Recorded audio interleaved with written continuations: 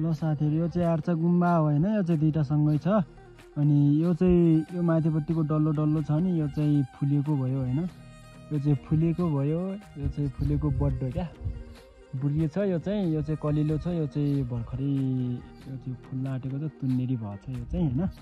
यो साथीहरु आर्चा गुम्बा भनेको चाहिँ यो एउटा चाहिँ सानो एउटा कलिलो हुन्छ यो चाहिँ यो कलिलो भयो यो चाहिँ फुलेको बड्डो भयो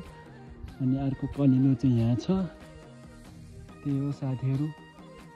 आर्चा गुम्बा भनेको चाहिँ यही हो है साथीहरु।